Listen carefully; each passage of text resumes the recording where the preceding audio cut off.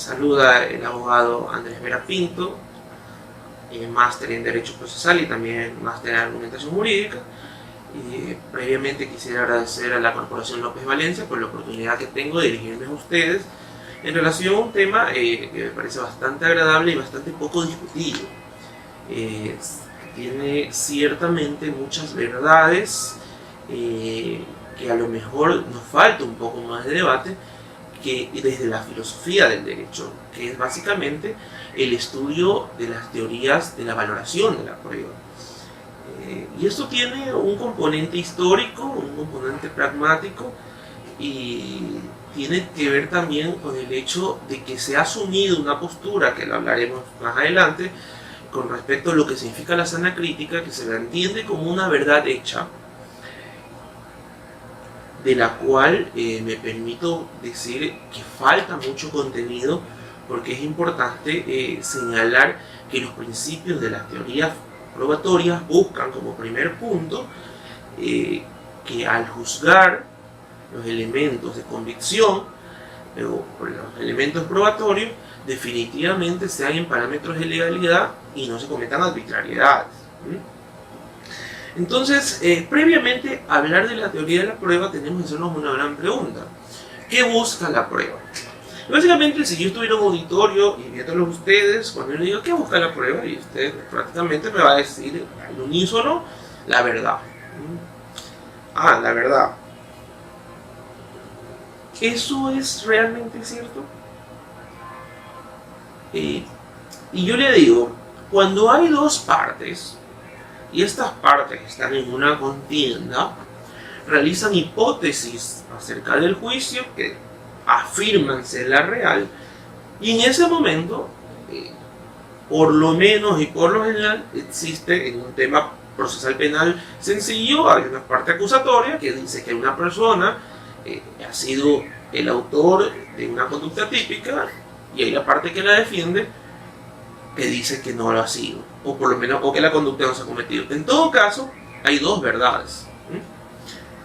Entonces, definamos qué vamos a conocer como verdad. Y aquí entramos en una discusión filosófica de las más rancias que ha habido sobre si realmente en los juicios buscamos una verdad y si esta verdad es una verdad absoluta. Y la verdad es que, valga la redundancia, hemos tenido muchas discusiones al respecto y aún sigue habiendo una disputa. ¿Por qué? Porque básicamente nosotros hemos llamado, y si usted coge el Código Orgánico de la Función Judicial, en el artículo 25 sobre los principios procesales que tiene en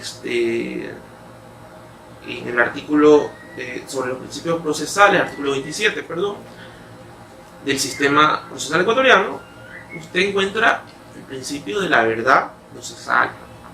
Y dice, la jueza y los jueces resolverán únicamente entendiendo los elementos aportados por las partes.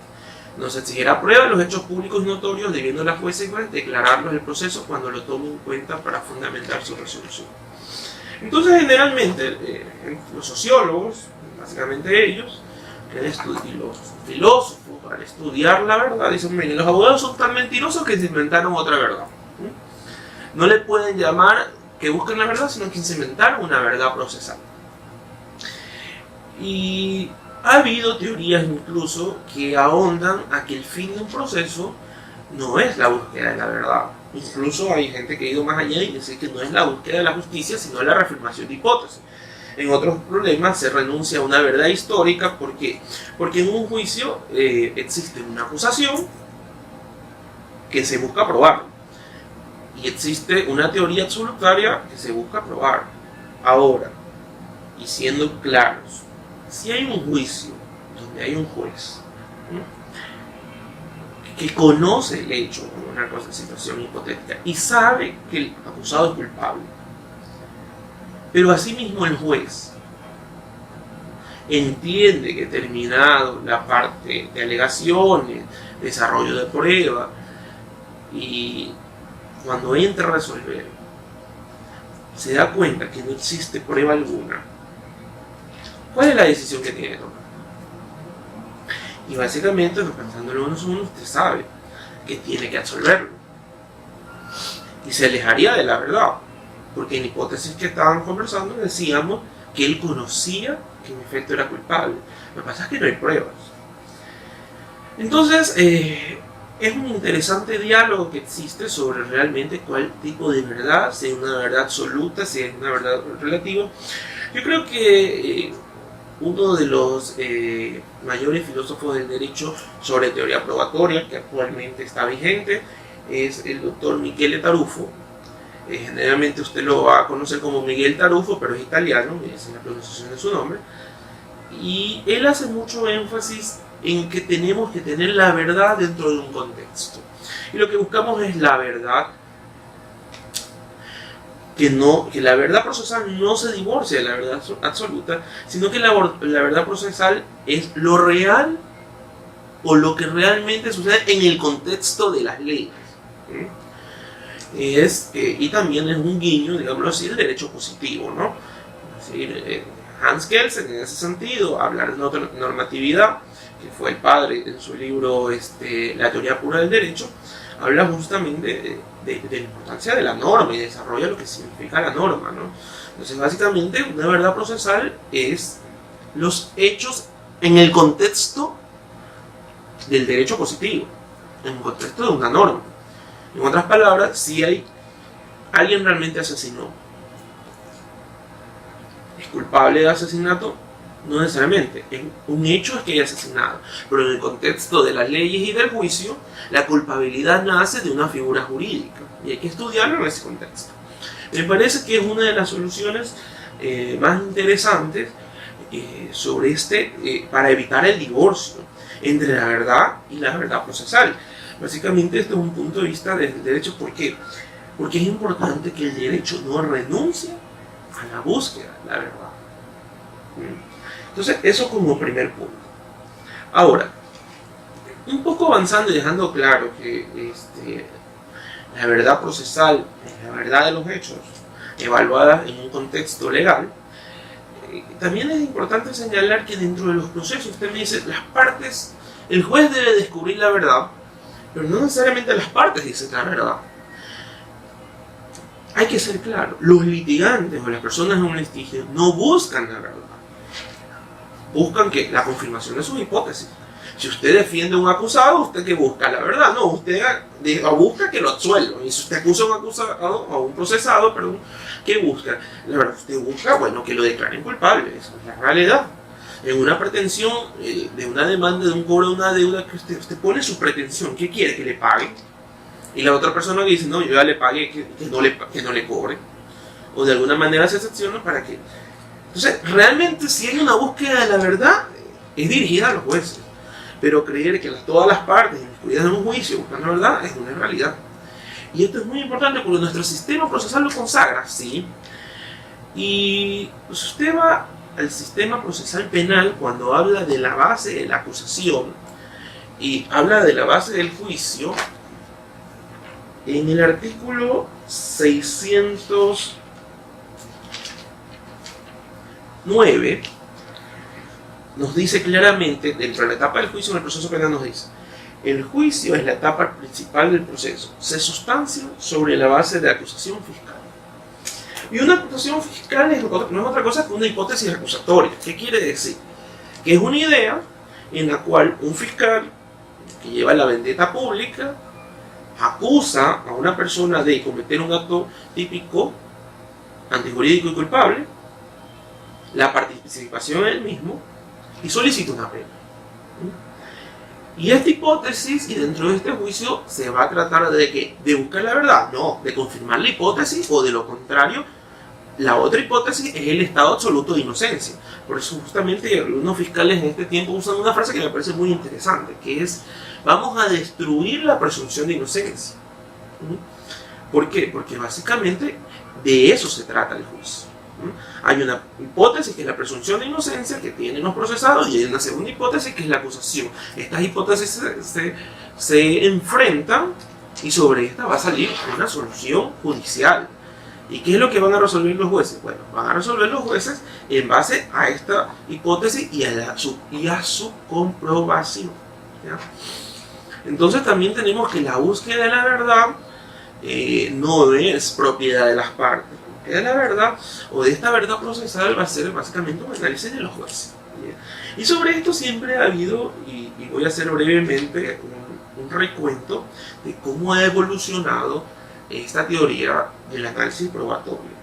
Bueno, después de que salimos de la edad antigua y de estos procesos de venganza pública, de la ley de talión y demás, teníamos algo claro. Comienza en la antigüedad procesal una suerte de libertad del juzgador para la evaluación de la prueba. ¿Ya?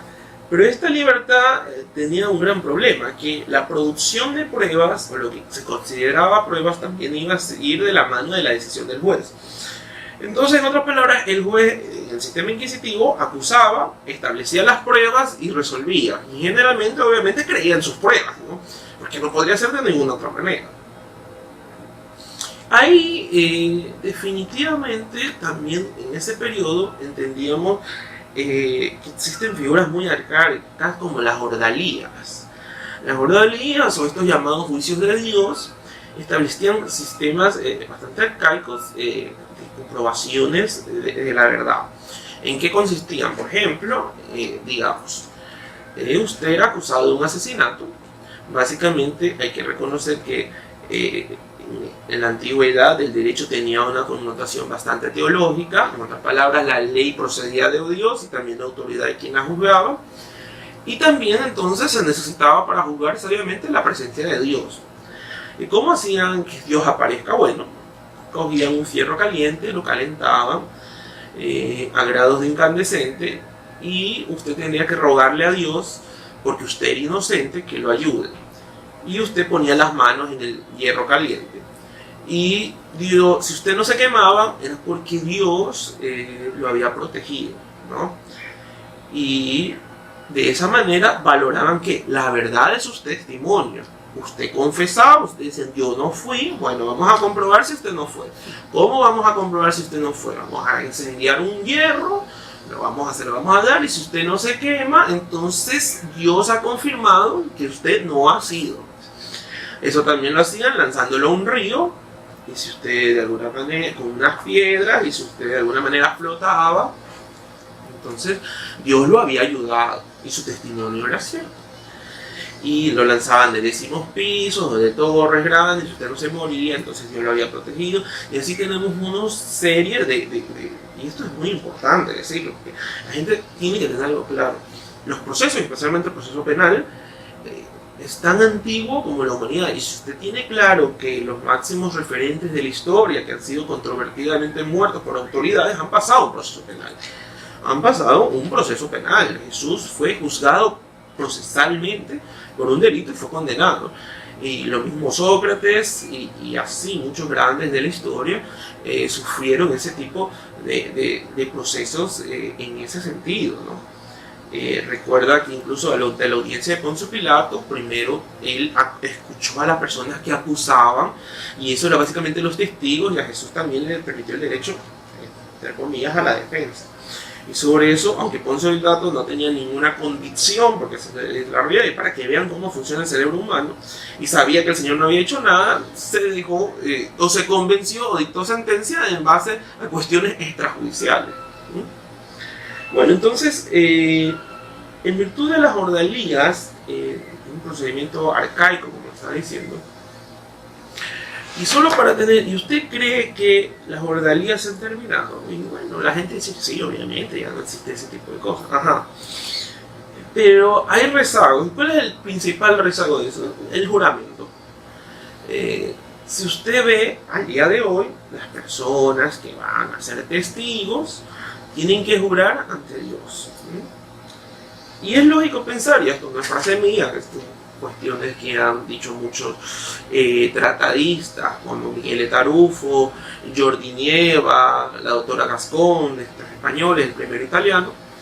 Oiga, ¿y usted cree que el que se para en un jurado para decir lo que bien quisiera, pudiera y entendiera, necesita jurar para saber que tiene que decir la verdad? Hay una frase que a veces dice la consistencia en base al juramento. o sea, el hecho de la solemnidad, porque en el fondo eso es lo que es, no asegura la verdad. Y es muy importante señalar, porque si usted en un juicio, y puede ser, las partes generalmente llevan los testigos de los hechos, no, sus testigos. Las partes anuncian sus testigos. Y sus testigos van a decir la verdad. Los testigos lamentablemente van a ir orientados a una cosa sencilla, a tratar de demostrar su hipótesis dentro del proceso. O usted llevaría un testigo que usted sepa que dice la verdad, pero va en contra de sus intereses. Y los jueces ya no tienen, y creo que eso está muy bien, ya no tienen capacidad de iniciativa probatoria en un sistema acusatorio. En otras palabras, los jueces van a resolver de acuerdo, no con los testigos que ellos quieran, sino con los testigos que le llevan las partes que han enunciado. Y usted enunciaría un testigo que va a decir algo que le perjudique, y la verdad es que no. La verdad es que no, y de eso vamos a hablar más adelante sobre las teorías probatorias del testimonio, cómo se puede valorar.